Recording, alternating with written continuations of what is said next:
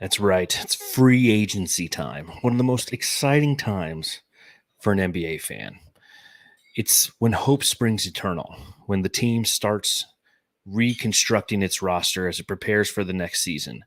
Generally, when the floodgates open, it's a flurry of different transactions occurring. You don't know who's going to be going where.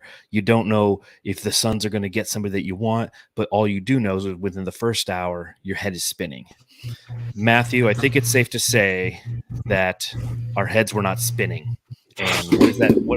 What is that feedback going on there? Maybe I'm just hearing that. Do I got feedback? Nah, you're good now. Just it came on with a lot of bass. It was boom. It might have been a car.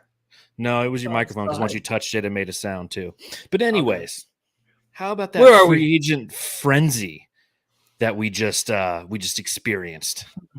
Yeah, it was pretty nuts. Not the craziest of all time, but you know what? I still had the phone out constantly at work today. I could not set my notifications because I'm too lazy to go to the settings and do it. So I just kept opening it and seeing who was traded. I mean, who was signed to which team. So that's what I was doing all day today. Even last night when I woke up this morning, like a lot of it happened overnight. So it was kind of nice to just lay there for 5 minutes and see who went where. And it was kind of expected with like the big ones like Paul George. Just nothing was like, oh my God, they signed him. What? Nothing crazy like that. I felt like. Not at all. This was very anticlimactic this year. In fact, the original name of this podcast was Free Agent Frenzy. And we discussed after we were doing the playback, watching the free agents show on NBA TV yesterday with some of our fellow jamsters and viewers over there on the Bright Side playback channel, that this was a free agent fizzle, that nothing was really happening, and it makes sense. I think that the new CBA is really cracking down on teams having the ability to communicate with players who they would like to sign outside of or before that window opens. And the window opened at 3 p.m. Arizona time yesterday. This wasn't what we experienced a year ago, because last year 3 o'clock hits, Drew Eubanks is on the team by 3:01. What happens? Well, the Suns get penalized for tampering, lose their second round pick in the 2024 NBA draft. And that was kind of the warning shot sent across all of the entire league. Like, hey, if you tamper with potential resources and assets to come on your team, you will be penalized. Of course, it's the Suns that are the only team that got penalized, however. Yeah. What's weird to me, though, is wasn't the rumor yesterday that Paul George was going to meet with the Sixers and also the Thunder yesterday? So those meetings happened. And the Magic. Yeah, just what happens there? So it's like a 2-hour meeting, and they're like, all right, well, I decided my whole future, the next 4 years of where I want to play. Like these players know where they want to play. They do talk to each other beforehand, but I do understand like you got to give some leeway, make it look realistic. Like, all right, we're gonna wait till tonight. Where your decision, but we have to wait so there's no tampering. No, I don't think it was necessarily that case, because it was after the 3 o'clock floodgates opening in which they started to announce, now he's going to start talking with these different teams. He most likely had, his agents might have had pre-contact, but there was 3 different teams that Paul George was looking at. And ultimately about 12:34 a.m. Arizona time is when he decided that he was going to go to the Philadelphia 76ers. So I don't think they were trying to avoid tampering.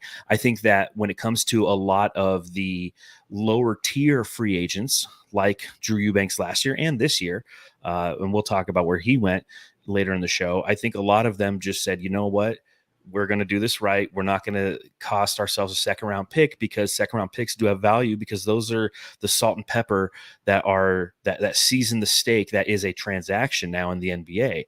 And the Suns, again, were the martyr last season for tampering, even though we know every team does it and every team did it. The Suns are the ones who had their hands slapped. So it was a very subdued free agent period. It remains to be a subdued free agent period. I'm with you, Matthew. I have my phone with me at work, and every time I see a notification pop off and I see it's Twitter, I'm like, ooh, what's this? And it's like, Jason Tatum just signed the biggest transaction in the history of the NBA, and Klay Thompson's going to Dallas. Nothing Suns related. I mean, we had a little Suns related stuff today. We had some yesterday, which obviously we'll talk about, but a very, very subdued free agent period. And that's just the way it goes. It is. And we'll get into, I feel like just later on in the pod, more of like what happened around the West. Did teams get better? are we threatened by anybody else? And then teams out east, do they get better? Can they compete with the Celtics? But Fair. it still was. I'm still fulfilled in a way from today and last night. Well, we are very different there because I am not at all. The Suns have signed one player. Well, not Suns wise, NBA wise. I like it. I like what's going on. Okay. Yeah, because a lot of the talent's going east. So welcome everybody to another edition of the Suns Jam Session podcast. Whether you're watching along live or watching later, we thank you for hanging out with us and spending a little time with the Jam Session. Make sure that you subscribe, rate, and review. If you're watching on YouTube, hit that thumbs up button, hit that like button, hit that subscribe button. Helps us out, helps us with the old analytics, if you will. And if you happen to be watching on another platform, head over to YouTube and do us that solid. That's all I got for that. So let's pop open a beer. I'm just going to drink some water tonight because I don't feel like having a beer. It's very anticlimactic. There's no champagne to be popped. I'm going to have some ice cold water. Matthew, what kind of vodka are you getting into tonight? Is it corn-free? No, it's Jim Beam. Ooh, Jim Beam. All right, chug. Well, Matthew's going to chug that. We hope he'll be coherent by the end of the show. Drink along with us, Jamsters. Let's start the show, even though we already started it 6 minutes ago.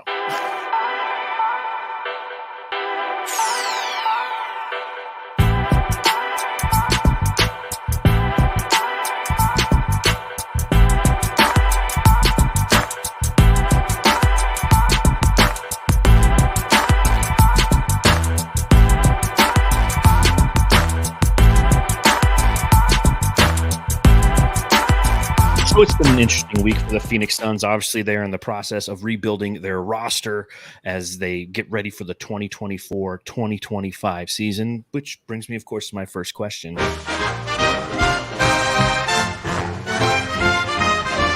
Matthew, I've got to ask.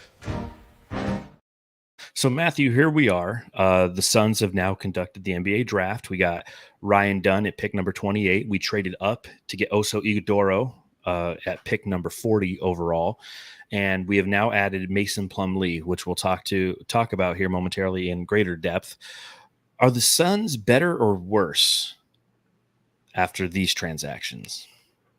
So I think they did a really good job at getting some good fillers. I think they did well in the draft. Obviously, everyone kind of gives them, I think, like a B plus A with the draft, moving back, still getting the guy that they want in Ryan Dunn. And then also in free agency, we knew nothing big would happen, but just getting a guy like Miles Plumlee to come in. Oh, did I say his name wrong? Yep. Wrong one. Wrong one. Yeah. Miles was literally a decade ago. Yeah, so the other Plumlee guy, I can't even think of his first name now. And I was just Mason Plumlee. Yep, there he is, written down right in front of me. Getting a guy like that, it's like, okay, he's more athletic. He's a guy that's kind of like a Drew Eubanks, someone that we'll talk about in a little bit. That he seems like he's more comfortable with himself on the floor. He's more of a veteran, so that's good to have that. But overall, the Suns, they did a good job. And I feel like the beginning last season, I kind of just want to have that feeling again. It's like, oh, you know what? This roster is amazing. You know, now we actually are getting the vets in to replace those other guys that came in, like you said before in previous podcasts, had to prove themselves, right? These guys that are coming in now, I feel like are going to be more well-established. So heading in that direction, the Suns overall are going to be better just for that. But also, you know, you just got to kind of rely on those stars to figure things out with the new head coach. But otherwise, man, I think they didn't lock it out of the park yet, but they kind of just got a single, I feel like. Just missed off the glove. Yeah, I don't disagree with that because you take a look at what the restrictions are. So it's a tough question to ask if they've got better because, again, if you take a look at their overall roster construction, they still have 3 slots to fill. And we don't know what those slots are going to be, but regardless of what they are, with the Mason Plumlee signing, it's all going to be veteran minimums. And the difference between this year and last year is that hope that you were talking about. And I'm kind of glad we're not going to feel that hope. That's where I differ in my point of view. I don't want to feel that excitement about this roster. I want to have confidence in this roster, not excitement. Last year, we had excitement. We didn't have confidence because this team had yet to play together in nearly any capacity. Right? Devin Booker, Kevin Durant, Josh Okogie. Those were the only 3 holdovers from the season before, and they didn't play a ton of minutes together.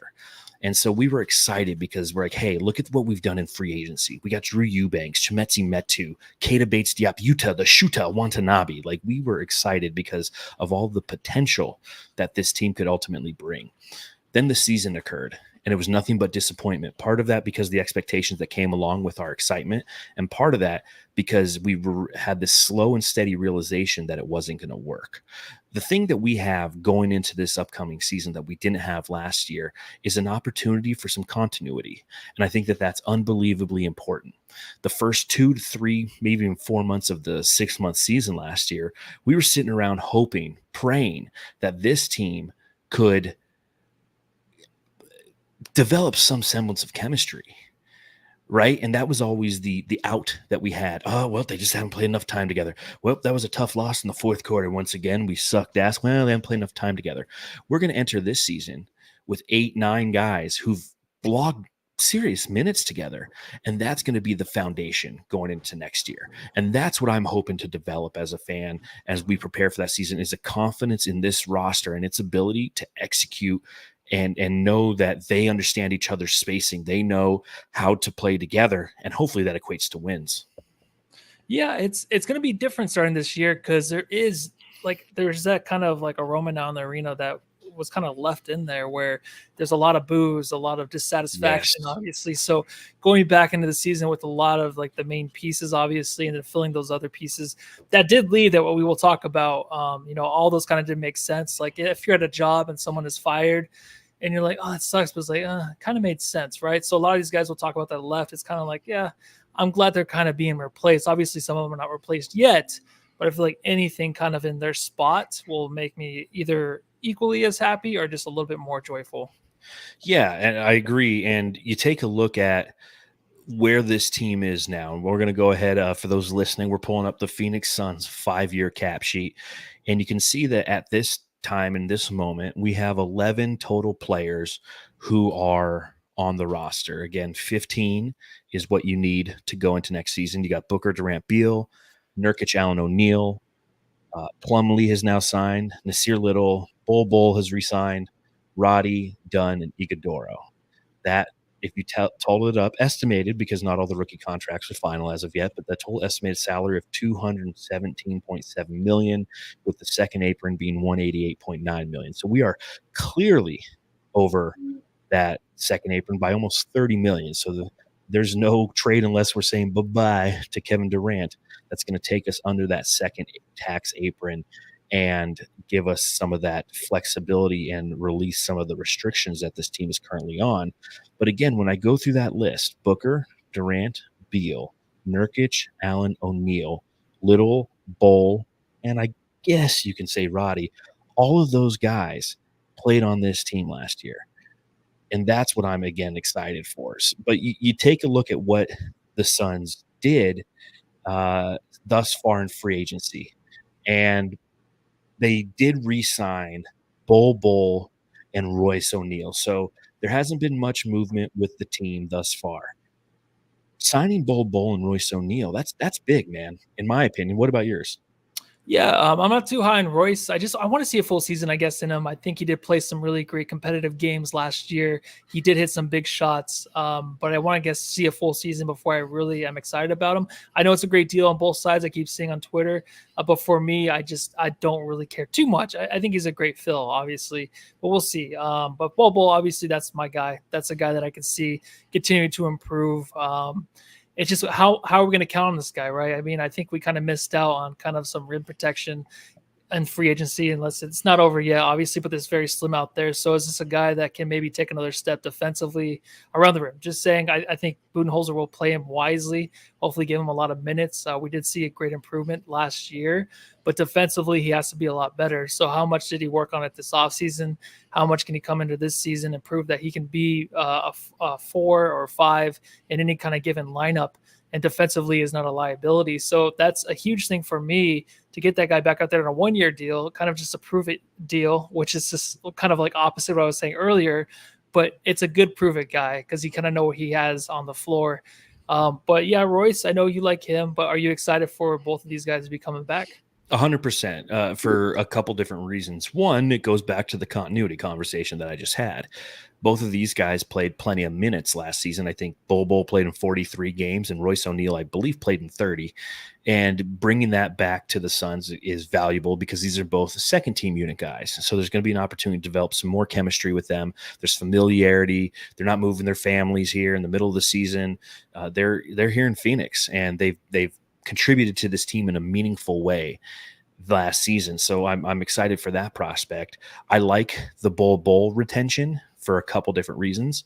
One, he's gonna be valuable in Mike Budenholzer's offense. Like, mark that down, Jamsters. He likes to play some of that 5 out, and Bol, we might see him at center like Matthew really has wanted, right? Like I've said, he's not a center due to the way that he plays defense. And guess what?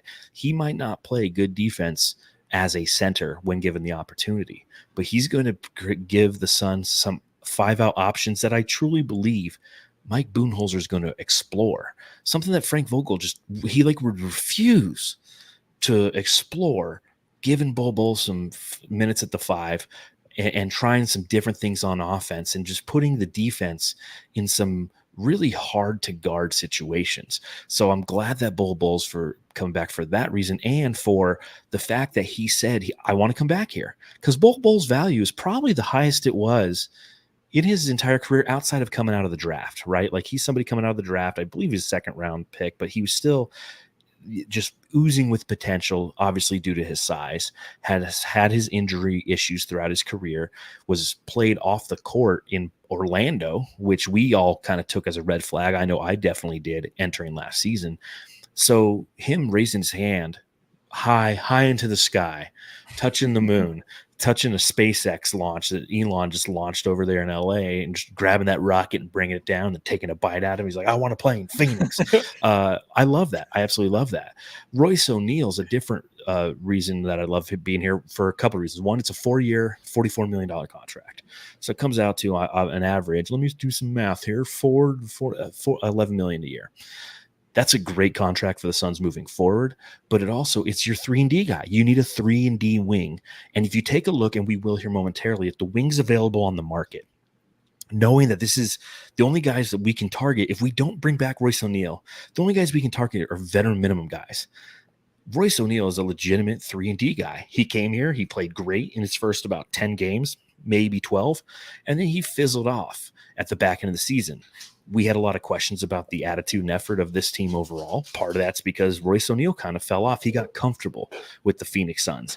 I hope that comfortability and that edge returns. The comfortability doesn't return, but the edge does return for Royce O'Neal. And I think it gives the Suns a really potent and underestimated top 6 players, with the big 3, Grayson Allen and Nurkic starting, and then Royce O'Neal, who can start if Grayson Allen goes cold. So for those reasons, I'm very excited that both these guys came back.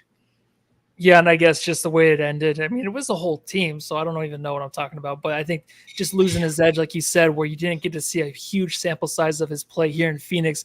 Obviously, he's a very comfortable player in Utah.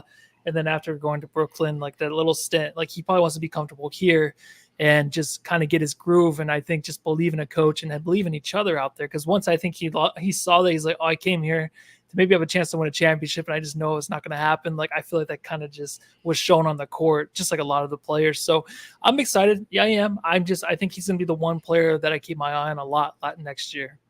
Yeah, so that's the guy you've kind of keyed in on, and you're like, okay, prove it to me, Royce. I need to see exactly. it. Yeah. Yeah, 100%. Mm-hmm. Well, there was 4 total guys who could have opted in, and 2 of them, well, all 4 of them opted out, right? All 4 of them opted out. Drew Eubanks, Eric Gordon, you have J.O. and D. Lee as well. So 2 of those guys have also signed elsewhere, Drew Eubanks and Eric Gordon. J.O. and D. Lee, they're still out there. So what are your thoughts on these 2? Because I thought like Gordon and Eubanks, we knew early on, Gambo was reporting that early on, that those guys weren't coming back. And I don't think that we have any love lost for Eubanks and Gordon being gone. I really don't think we do. If we do, correct me. Do we? Absolutely not. Okay, Sorry. J.O. and D. Lee. So what are your thoughts on Josh Okogie and J-Lo. Damian Lee, J-Lo, and Dekogie? What are your thoughts on those guys not coming back? You kind of feel like, oh, is there something that this team's doing wrong that they don't want to come back? Because D. Lee's the one guy I feel like that would come back for sure, just because he Yes. was injured all year, and like he had such a good, like I think there was a good community around him, and obviously like he just seemed really loved, and he always seemed so cheerful for a guy that's on the bench all year long, and how depressing that can be and eat at him. He just seemed to really love it and live it here in Phoenix, and just always have his kids around and stuff like that. So it just seemed like he would come back for sure. Unless something was said, and unless there's another signing that's coming in, he's just like, I probably won't get any playing time. He wants to see what else is out there. I understand. But yeah, J.O., I did say last pod, I'll just say it again, that with Ryan Dunn coming in, J.O. will probably be replaced. And I just don't think he really wants to be up in the air anymore. I think he really wants a solid spot on a team, even if that is like the Wizards or something like that. That might give him some decent money, and he can get maybe 20 minutes a game there. Sorry, I just changed the format for those watching, because I realized the whole time it said 2024 NBA or Suns draft show as our header. I'm an idiot. I didn't even update that. So fucking love it, dude. I'm getting used to. We're trying. For People those are of you confused. They're like, "What the hell's going on?" It's like, is this from last Thursday? For those of you who are listening, I'm trying out some new graphics. It's the off season. It's the time to try out new graphics, things of that nature. Get my rhythms down. I'm producing them and such, and fuck that one up. So I'm just going to go back to our traditional view here. I'm with you when it comes to Damian Lee. I thought that he would stick. You know, this team took a chance on him, and I see what Chantel says, and I'm going to bring this up. Reports they want to sign J.O. for more money. Well, they can't sign him for more money, but they can sign both Josh Okogie and Damian Lee for more years. You know, so these guys are both on 1-year deals essentially if they opt in. So perhaps that they're going to get veteran minimums and then extend it for 2 years, give them another player option. And I see Ozzy Suns fans. He says, I think Lee and Okogie re-sign. Here's my question. Why hasn't it happened? Like, these aren't free agents that you're working with their agents and you're trying to get to know and develop those relationships and talk them into why coming to Phoenix. These are guys who are on your roster the last 2 seasons, both of them. Why wasn't this like 20 minutes into free agency? It's like, hey, we're bringing these 2 guys back. Or are the Suns exploring different options in their roster spots? That's what's interesting about this whole Josh Okogie and Damian Lee saga that's going on. Are you okay if they both come back? And are you okay if they don't come back? How do you feel? I'm okay either way, just because there's not much out there that really intrigues me. I think Chris Dunn obviously is the one guy that everyone was really excited to get. Very small chance that we could have, and he did not. Obviously, he signed somewhere else. But I think with these guys coming back, be fine. But maybe what's going on is like kind of a Love Island thing, one of those trashy shows where they're just kind of like feeling other sides out. Like they're just trying to fill out free agency while the Suns see what else is out there, maybe. And maybe they're okay with that. We're going to try that different relationship and see if that works. And then if not, we'll come back together and be miserable. But that might be what's going on, because otherwise it doesn't make any sense that they haven't signed yet, because I would have thought they would have been the first guys to come back, obviously, but it just didn't happen.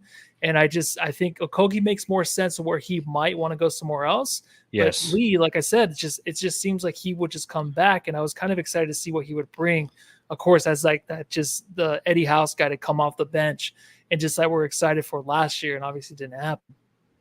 Yeah, I like Okogie. You know, there's 2 different mechanisms at work here when it comes to Okogie, and I wouldn't mind if Okogie came back, but we also just drafted Ryan Dunn, who, in my opinion, has the same skill set and same deliverables that Okogie has, but in a more athletic body.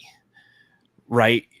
He's gonna, you know, obviously everyone's gonna talk about how he can't shoot, and one of the things you have to understand about Ryan Dunn is he didn't get a ton of opportunity to shoot. If you go and you look at his time in college, I think he attempted less than 99 free throws, and that's what we're basing his shitty free throw percentage on, even less 3-pointers. And so it's not a huge sample size necessarily of what he can do as a shooter. It's not a good sign, obviously, but it's not the worst sign. But I think that if we gave him 60 games and we gave him 16 minutes in those 60 games, I think he can average 4.6 points. I think he can average 2.6 rebounds. I think he can average 0.4 blocks and 0.8 steals, because that's what Okogie did last year. So why not take those minutes that were sporadic throughout the year, again, 60 out of 82 games, and give them to Dunn, who is 6'7", 6'8", whereas Okogie was 6'4". So if he doesn't sign back with Phoenix, in my opinion, it's not the end of the world. And to your point, Matthew, yes, this is the time for Okogie to cash in on who he is, and that's a disruptor, and that's a defensive presence, and that is somebody that is valuable to a lot of teams. Damian Lee is the one I would prefer to have back, simply because Eric Gordon's gone. And I believe Damian Lee, who played a grand total of 0 minutes last season, has the ability to be a better version of Eric Gordon. He can shoot the 3 ball. He's probably not going to shoot it from 35 feet, and he might be a turnstile on defense, but so is Eric Gordon. So if again, you take a look at what we have and what we had, it's like Gordon would equal Lee and Okogie would equal Dunn. So, but that being said, neither of those guys have re-signed. So I don't know if they're going to re-sign or if the Suns are out looking on the market at other potential guards. Yeah, the Suns went kind of heavy defensively this offseason, right? I mean, you got to get more shooting. So they had to kind of fill those spots with shooting. I feel like yes, the more shooting, the better. I think that's the only really real option to go the remaining free agency. Agreed, because you look at what we did in the draft. We went defense heavy, defense and athleticism, right? Mm-hmm. You went Ryan Dunn, who is oozing with defensive capabilities. And I can't wait for Summer League in 2 weeks because, one, I'm a sicko Suns fan, so I will be watching. And two, because I want to see what both these guys have. Remember watching Tamani Kamara last summer? And we got him at the 52nd overall pick. Same kind of thing, right? A defensive guy, better shooter, obviously, but and he just owned the games that he played. And that was fun and exciting. And that's what both Oso Ighodaro and Ryan Dunn are going to bring to the Suns, as well as some of these other guys that we're going to mention here in a bit that they've picked up along the way. Boo Buie, right? They picked up a guy named Boo Buie. They picked up Jalen Bridges, who's going to be on a 2-way contract. Connor Gillespie, who's going to be on a 2-way contract. All these guys who are not only in potentially playing the Summer League, but also be members of the G League Valley Suns, which is a great, just another more options. And that's all you want is more options. Yeah, I mean, it's great. You can kind of see these guys come over now and just watch them kind of grow here at home. You know, that makes it a little bit more exciting for me with these names. You're like, who cares? They're not going to get any minutes. 2-way guys like Saban Lee. I'm like, oh, that'd be so beautiful for him. But where is Saban these days? I don't know. Where is he, dude? Well, let's talk about the one free agent signing that the Suns have done that actually affects the big roster. Mason Plumlee is now a member of the Phoenix Suns. Matthew, thoughts? My first reaction is, with Eubanks gone, is this the new guy that Kevin Durant yells at during games for no reason? and Devin Booker. His frustration. Yeah, or like who are they going to yell at now? Is it going to be the new white backup center? It might be. I'm okay with it. I'm excited about it. I think it's a good replacement for Eubanks. But like I said, he's a veteran. He's a guy that kind of knows his place out there. He's like Eubanks, but he's going to know what to do out there. He's not going to show the incompetence that we saw continuing throughout the year for Eubanks. And when Eubanks was so aggravating to watch, we might get that, of course, with Plumlee, but we know that he's going to be more confident out there and not just be hesitant on a dunk, not be hesitant towards going to the rim, and he'll look a little bit more like he knows what's going on out there. Eubanks was very confused towards the end of the year. You could see the anxiety on that guy's face throughout the whole game. So with that missing and just kind of replace him with like a little bit better version, obviously it's a win for the Suns. Yeah, that's the lens that I think a lot of us are looking at this through, is when you hear Mason Plumlee, like you don't get all tingly in your toes. Your hair doesn't stand up on your arm. You're like, ooh, shit, we got Mason Plumlee, the Plum Dog Millionaire, Plumpty Dumpty. What other? Do the plumpty plump. Do the plumpty plump. Yeah, I'm already starting to think. I got one. Oh, what do you got? Oh man, I didn't think of any. Damn. Just call him Miles. Sorry, there's more out there. I want you to call him Miles all season long. Like, all get his and remember, it's like Miles, and then his other brother's name is Marshall. As soon as we signed him, I knew I was going to say Miles on the pod and just forget his. You know, when you just go up blank and like, oh, what the fuck was his name? There's like 2 of them. That's it, right? There's 3. Only 2 of them. Three of Is there them. 3? Yeah, Who's the other one? Miles, Mason, and Marshall. Marshall. Okay. Yes. So just you should all year long just be like, yeah. Mason's Miles. the best one though, right? He was the Yes, best one overall. Mason's the best one. Miles, I do Plumlee I do played for remember the Miles. Giants. Yeah, he did it back in the day. I remember he like led the league in rebounding for 5 games, first 5 games of the season. I was very excited about that. He never recovered after that. Well, now we have Mason Alexander Plumlee, and while his name doesn't get you overly excited, it is a good floor play, in my opinion, and it adds girth to this team that we always need. We're always an undersized team, and we're not undersized by having Nurkic, and I wouldn't even say we were undersized necessarily by having Eubanks, but we were undersized relative to skill because Eubanks just didn't have it. His basketball IQ, we watched it nightly. And there were flashes of moments of wow, look at the way that this guy, attacks the roll, attacks the cylinder, finishes at the rim. That was exciting. But you take a look at the overall plus minus on the entire year, and Drew Eubanks was easily the worst plus minus this team had. He was a negative on the court. I think he was a negative 106 on the entire year. So what I like about Mason Plumlee, he's 35 years old. He went to Duke. Okay. Drew Eubanks went to Oregon State. I'm going to give the brains to the guy who went to Duke on that one on a pure surface level. Didn't have the greatest season last year, only 5.3 points and a total of 5.1 rebounds, both of which were career lows. He was injured with an MCL sprain, a big part of the season. But I think that, again, if we're looking at it through that lens that you mentioned, is this an upgrade over Eubanks? Yes, it is. Is there still opportunity to build around the center position? There is. Oso Ighodaro is going to give us an athletic big behind potentially both of these guys, and the hope is he can play his way into the backup center role. But now you have a solid backup big behind Nurkic.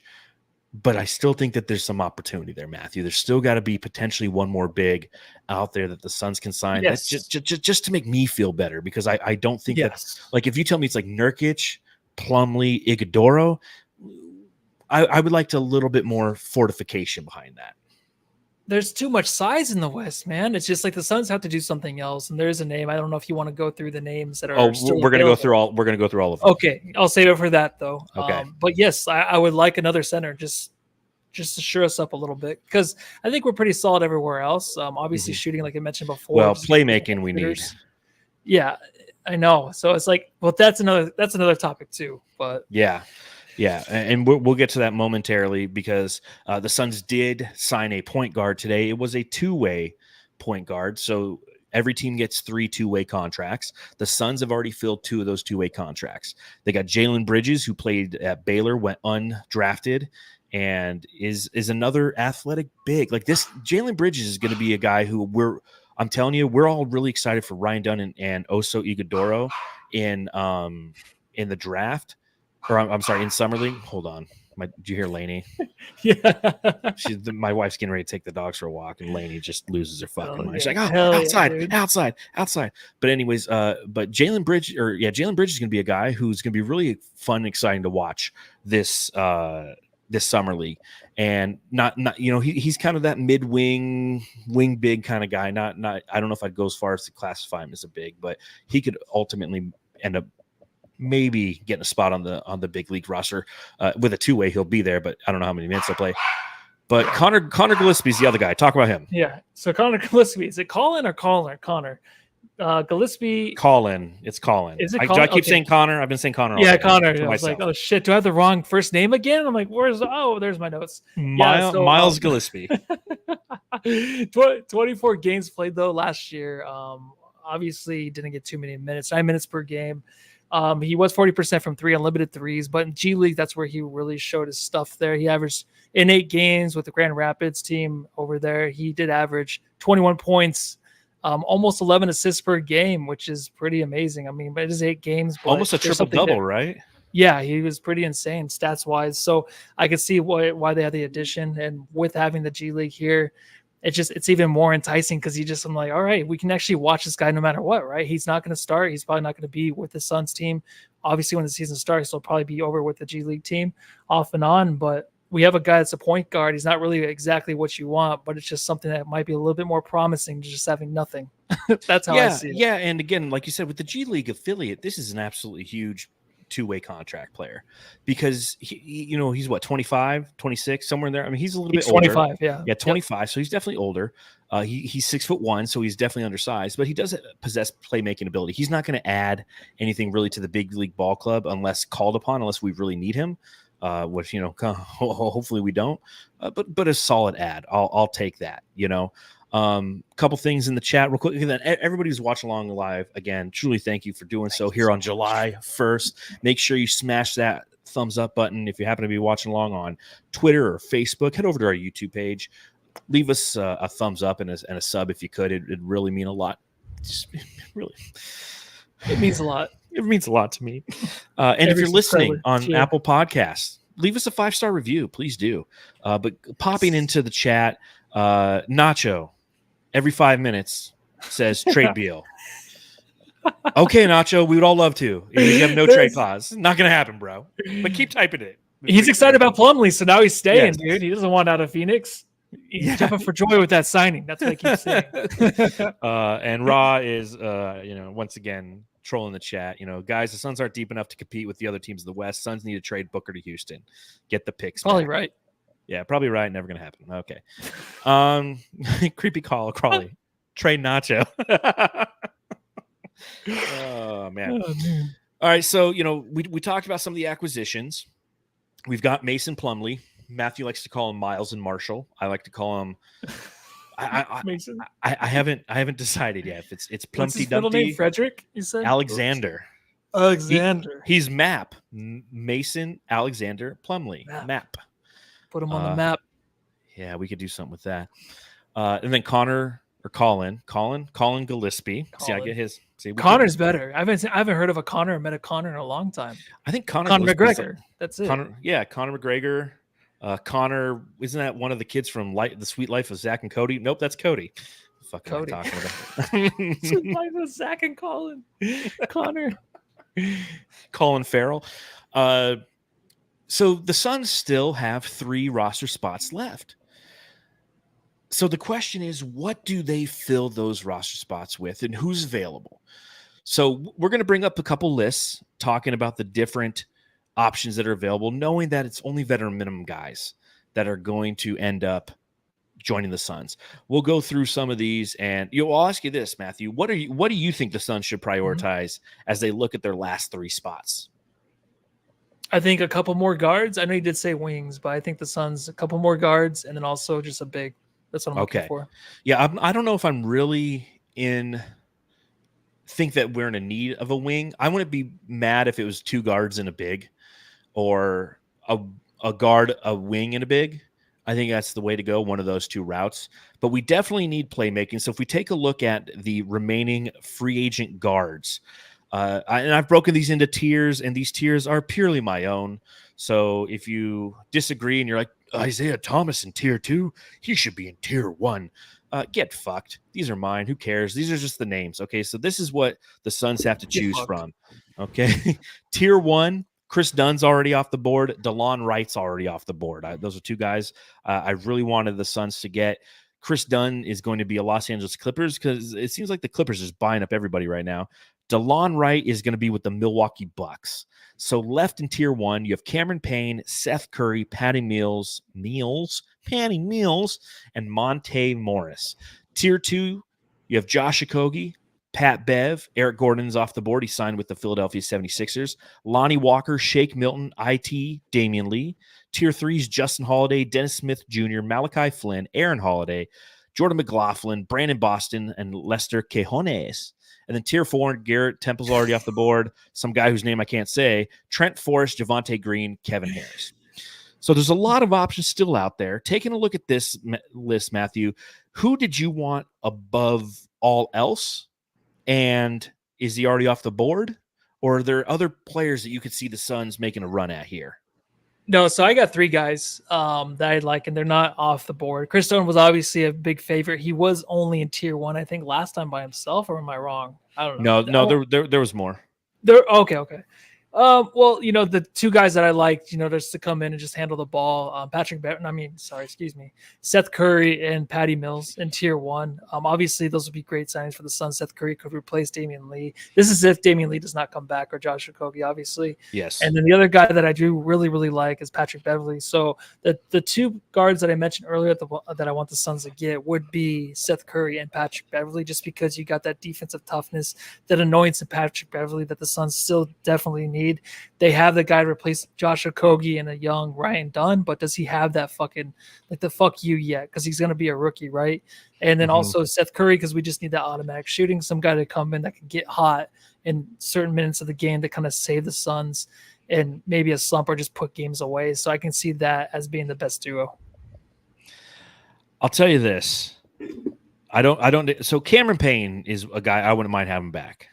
And I'm not normally one to say, hey, let's bring back former members of the Phoenix Suns. So Cam Payne is on my list of 3, because I'm with you. I have 3 guys. When I take a look at this list, knowing, as you mentioned, Chris Dunn's off the board, and that's unfortunate. I really wanted Chris Dunn. I think that he would have brought playmaking and defense, and it would have been nice to have a Dunn and Dunn backcourt, or Dunn and Dunn on the court at some time.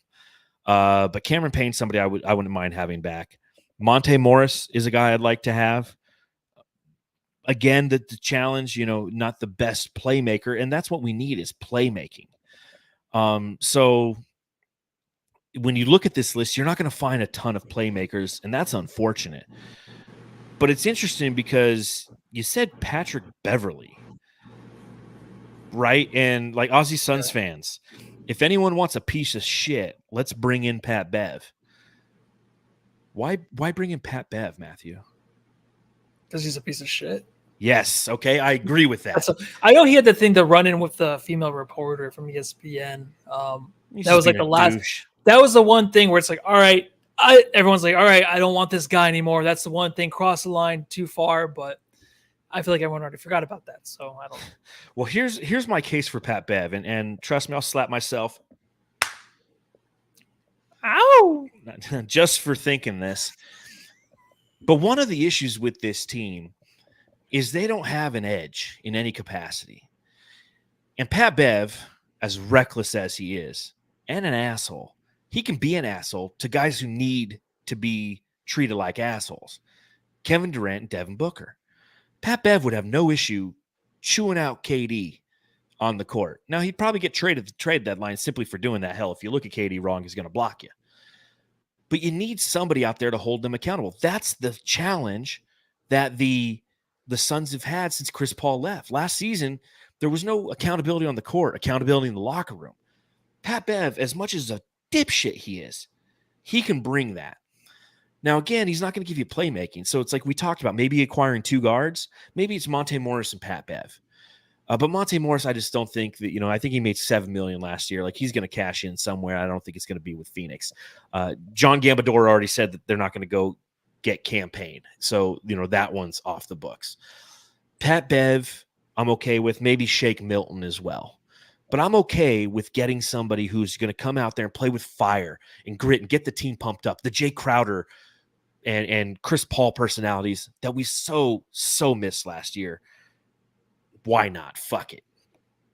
Yeah, and I'm basing a lot of this too off of, if there's some way, I think you've mentioned it multiple times last year, but just having Beal come off the bench too, and just run things with this group of guys like Bol, and if you get a Pat Bev and you just have shooters around them, it would be fun to watch defensively, even with Ryan Dunn out there in the second unit with Beal, but obviously that's not going to happen. So we all do want the playmaker. I just don't think Patty Mills is a guy, definitely, but it's not going to be at the height of where we kind of think we need with this team, playmaking wise. But I don't know what's really available.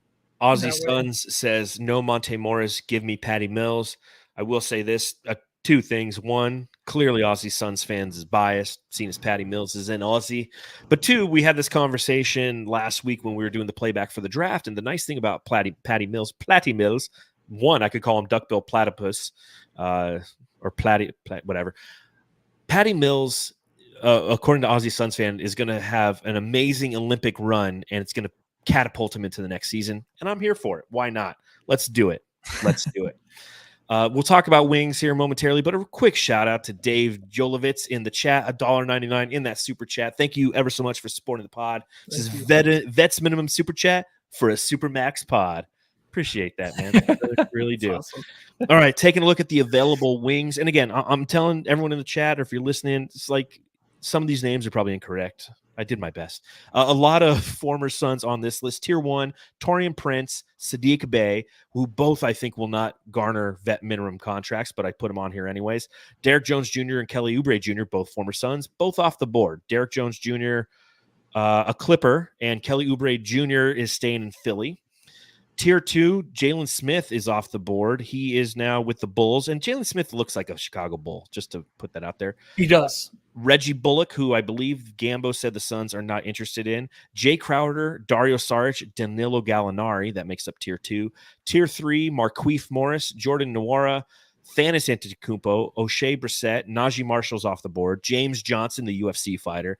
And then Tier 4, you got Vlatko Konkar, Lamar Stevens, Anthony Gill, Kendall Brown, JT Thor, TJ Warren, Marcus Morris. So there's like 30 fucking Suns on here. Is there anyone on here who just gets you mildly hard? So what's the deal? Is Saric off the list for Gambo, or has he confirmed anything with Saric? He hasn't said anything with Saric.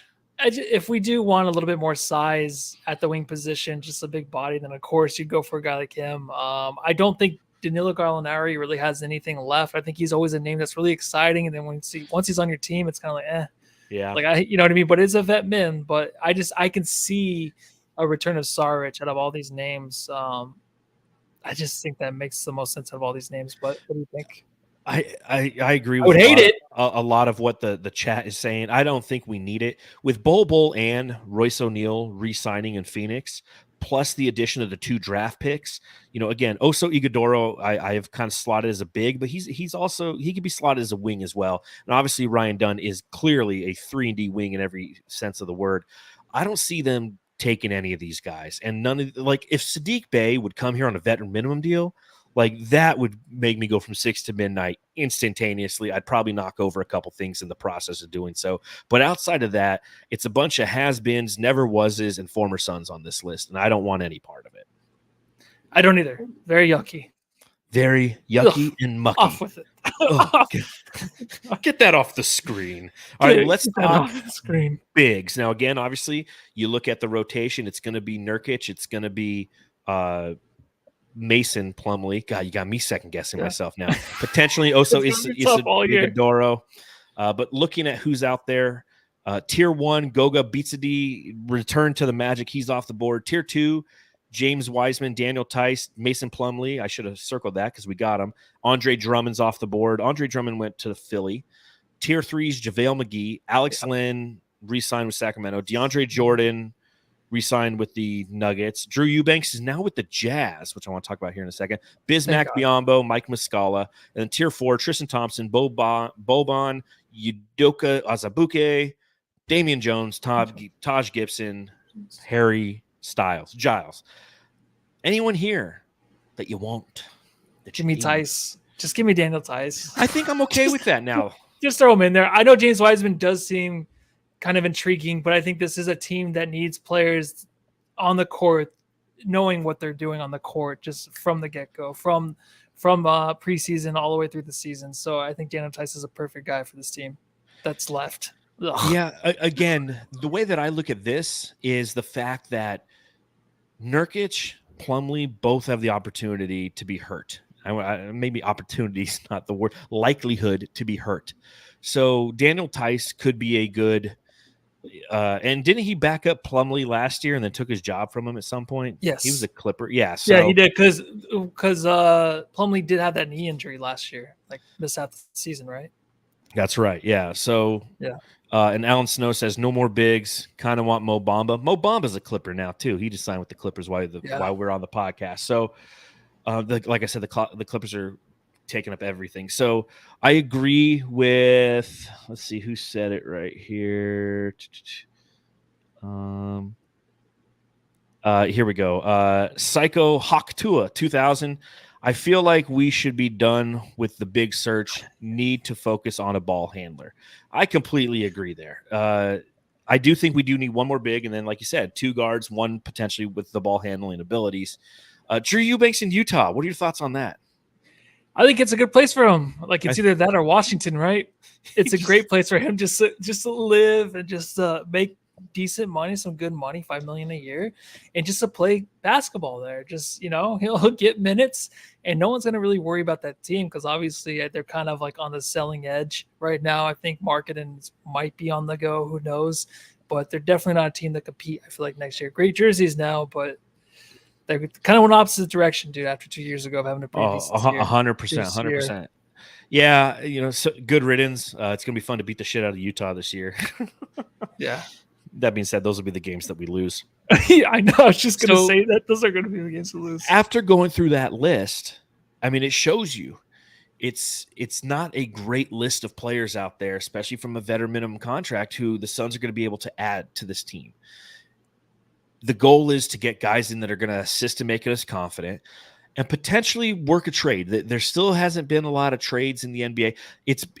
Here's what's interesting about this free agent run is the overall lack of movement. Because I feel like so many teams are trying to figure out this second apron CBA. So many teams are restricted now. It's kind of ruining the fucking league.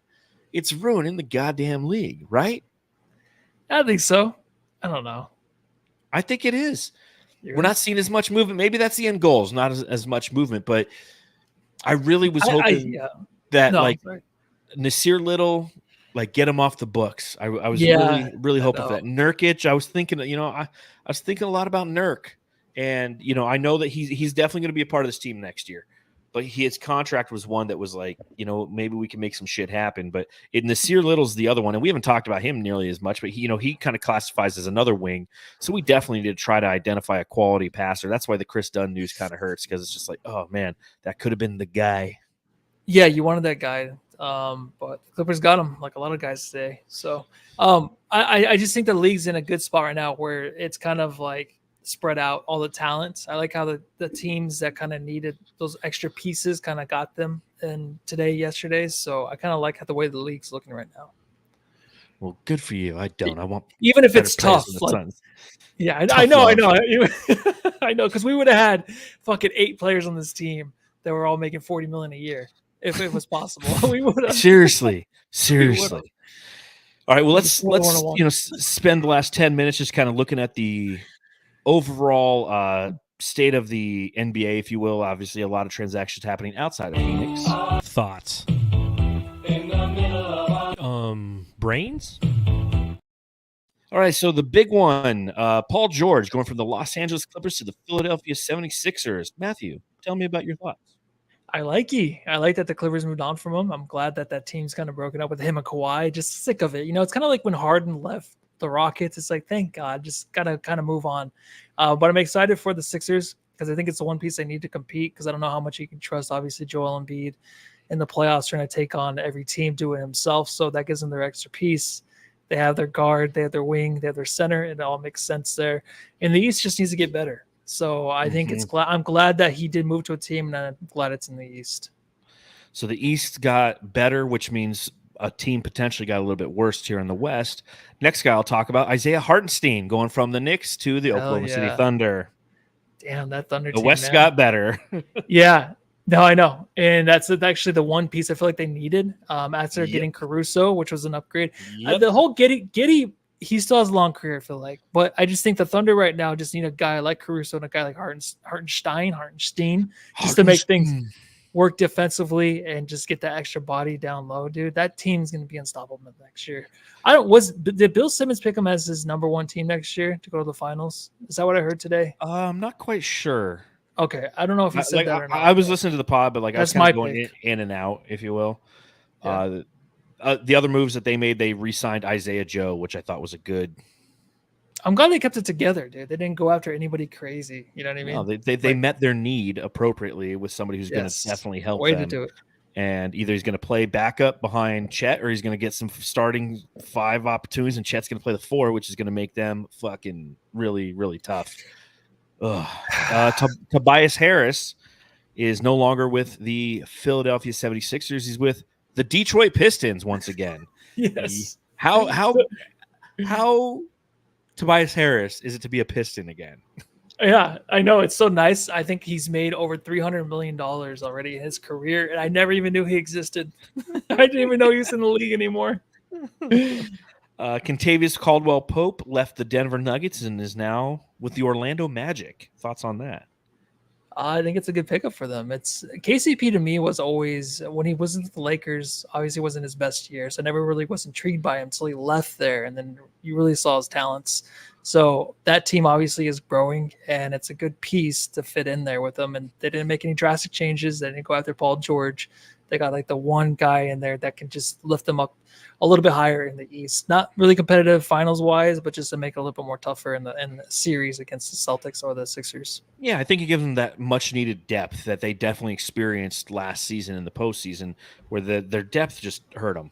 And he's a champion, 2-time champion. I think he's one of 2 players who's won 2 titles in the 2020s. And I can't remember who the other guy is. I feel like it's a member of the Celtics. Just one. Can't remember. All right. Let's see. Who else was on the move? Klay Thompson is now a Dallas Maverick. Tell me about your thoughts on Klay Thompson becoming a Dallas Maverick, Matthew. I'm excited to hear your thoughts, but I'll give my quick little thoughts. I think it's a great fit for him. I don't think he's going to be the guy that he ever was. Obviously, he won't even be half that guy. But just it's a good piece for Luka. We don't want the Mavericks to get any better, but they need that extra guy to get a shot off and to just score rapidly if he can. I think he can have those games still, but I just think that maybe being the 3rd or 4th guy now on the team, it'd be perfect for probably the 4th guy, because I feel like Lively obviously next year is probably gonna be the 3rd guy on that team. Then he could play if he can just swallow. I think he's had a hard time just dealing with the whole ego thing and just coming back down to earth.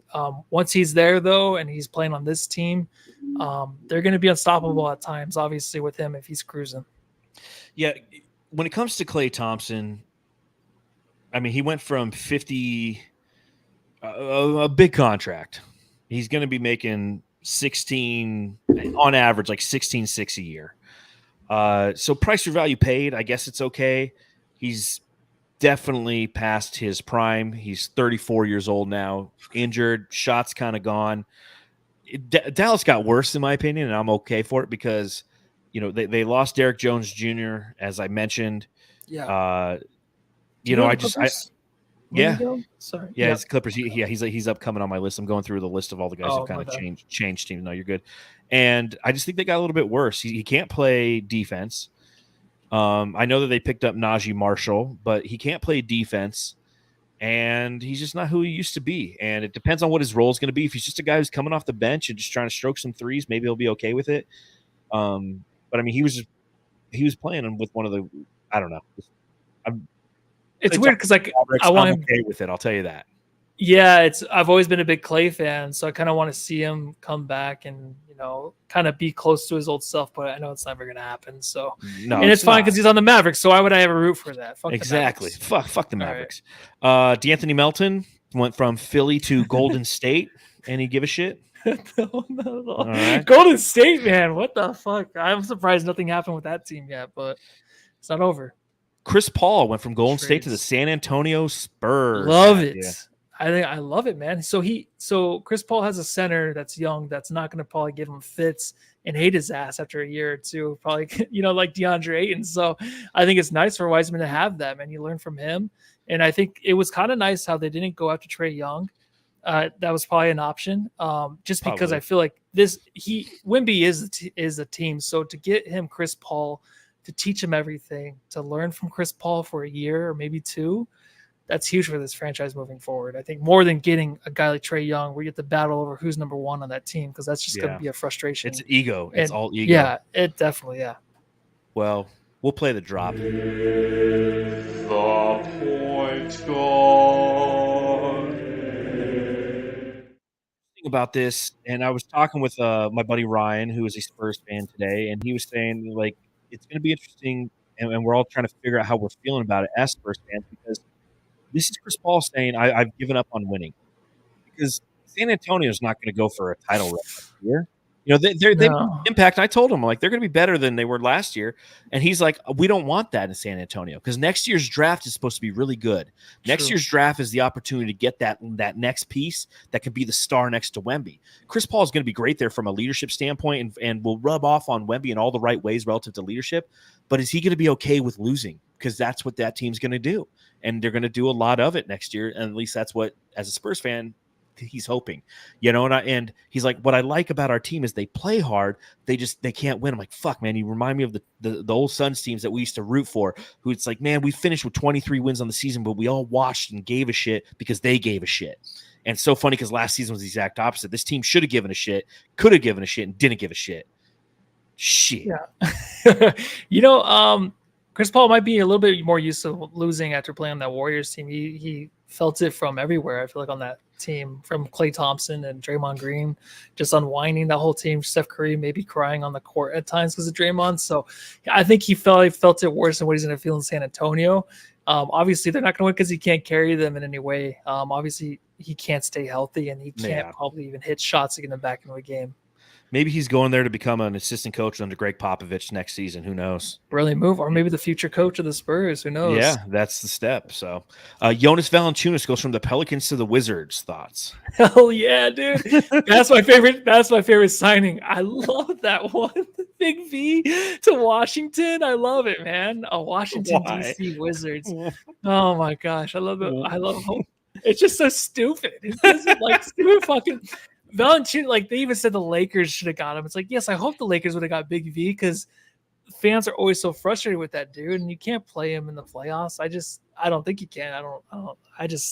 I'm so glad he went to Washington. I'm with you. Just go away. Jonas Valanciunas, go away. Go to Washington. I'm sick of his ass. Yeah, get him out of here. Derek Jones Jr. going from Dallas to the Clippers.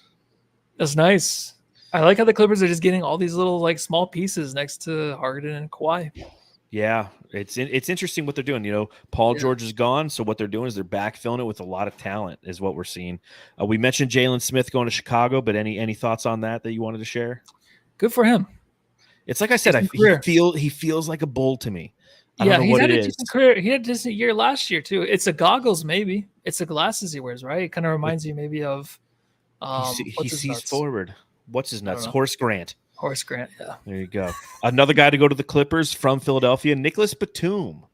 Kind of hope the Suns would be able to get him. I thought he was already on that team. He was, and then he wasn't. Now he is again. Yeah. So he's going to keep flipping back and forth. Let's see. I was hoping for him too, though. Eric Gordon going to Philly. Thoughts? I kind of feel like we're missing out. I feel like he has a big year next year, and we fucking... No. I'll tell you, if any fans will eat Eric Gordon alive worse than Suns fans, it'll be fucking Philly fans. Yeah. Now here's the last thing I want to talk about before we get out of here on the podcast. So we talked about all this player movement, right? What's the one team I did not mention at all? What team is always talked about? Lakers. Yeah. The Lakers have done diddly shit. Diddly fucked shit. They haven't done anything. LeBron James hasn't, he opted out of his contract, saying, yo, if you could bring somebody here, man, like I'll re-sign, restructure, what have you. And I love how they're like, Jonas Valanciunas is going to be a Laker. Nope. Who else was on the list that was guys who were going to be a Laker? Was it Derrick Jones? No, it was just all those Laker kind of players. Like Klay Thompson. Yeah, Klay Thompson was going to be a Laker. Yep. Nope. So a bunch of guys ended up not in LA, and Conjuring Tricks Johnson asked this earlier. I got a question: how come LeBron is taking a pay cut to sign free agents and Beal won't? It's because LeBron opted out of his player deal, and now he's a free agent. So he said, "I'm going to opt out of this contract to free up money, so you can bring in extra players, and I'll sign for something less." Beal has got 27 years left on his contract. He's got a no trade clause, so he's not going anywhere. But the Lakers, despite how much the media shoves them down your throat, are not going to be good next year. And I said the same thing last summer. Rui Hachimura is going to be their starting four next year. Anthony Davis had a peak health year last year. So as much as they want them to be good, and LeBron James going to play with his son, they're not going to be. Do you think there's any planet when LeBron James signs a veteran minimum deal with the Suns? Let's close with that one. That would be the most badass thing. But it is the Lakers front office is probably like, no, please don't. We don't know who to sign. We don't know how to spend this money. So I mean, if we don't have any money to spend, we couldn't really help you out, LeBron. So it's not our fault, right? It's all tied up within these couple of players. But yeah, if he came to Phoenix still as a thing, that'd be kind of fucked up to his son. I feel like. It'd be amazing. It'd be fantastic. All the family drama. It'd be great. It's not going to happen. Don't aggregate me. No, it's but yeah, it's just interesting that with all the movement, everything that's going on. Now remember, the Lakers are a team that's like the Suns, right? They're a second apron team. There's not a lot of things that they can do. So this just goes to show you that the fact that we got Mason Plumlee, as mundane as that sounds, and the 3 moves that we have that lie before us, as mundane as they will be, we're still in a better place than the Lakers. And at the end of the day, that's all you can ask for. Or winning in the playoffs. That'd be nice. Win one game. That'd be nice too. Anything else you want to talk about before we get out of here, Sir Matthew? Nope. I think I'm okay. I'm excited for the in-season tournament coming up, so we gotta look forward to that. I was actually USA basketball coming up, so I don't know. In-season tournament? Yeah, summer league.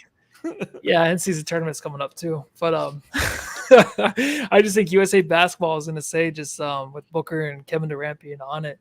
It's kind of nice they didn't have such a long postseason for that reason, so where they can come back and not be as tired as a lot of these players. But yeah, very fair. They've had plenty of time off. That's for goddamn sure. Fuck the USA. Oh, I'm just kidding. When are we going to record next? Next Monday?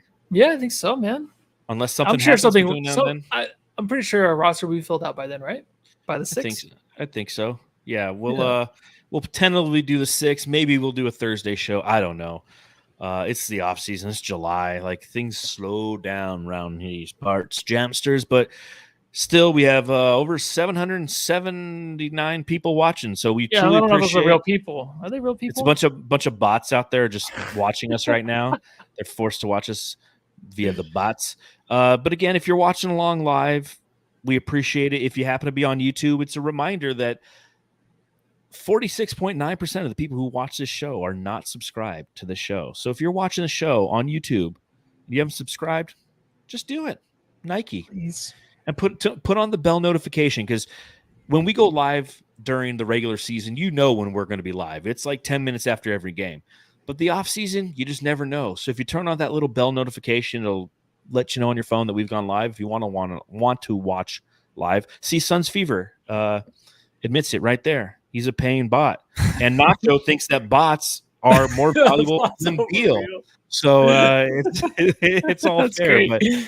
But like, subscribe, rate, review. You can follow me at Darth Void on Twitter. You can read my writing at brightsideofthesun.com. You can follow Matthew at Matthew Lissy. And that's all I got for this show. Matthew, take us home. Go home, love your family. I love you guys. Call Suns Jam Session, post-game thrill, John and Matthew, podcast skill, analyzing games with comedic flair. Since 2019, they've been right here. Suns Jam Session, post-game pod, talking Suns ball with the Jamster squad. From the Valley of the Sun, spreading the word, original podcast, haven't you heard? Subreddit stakeout behind enemy lines, Batman, Valley, Lissy, and Curry combined, reporting live, with jokes to the brain, adding flavor to the podcast game. Suns Jam Session, post-game pod, talking Suns ball with the Jamster squad. From the Valley of the Sun, spreading the word, original podcast, haven't you heard? Subreddit stakeout behind enemy lines, Batman, Valley, Lissy, and Kermit combined, reporting live, with jokes to the brain, added flavor to the podcast game. Suns Jam Session, post-game pod, talking Suns ball with the Jamster squad. From the Valley of the Sun, spreading the word, original podcast, haven't you heard? Die-hard fans are just passing through. Suns Jam Session's got some for you. Lick the eyes to the feet, spit a bite with the Suns through the day and the night. After every game, don't miss the beat. Suns Jam Session is gonna bring the heat. John and Matthew leading the way in the Suns podcast.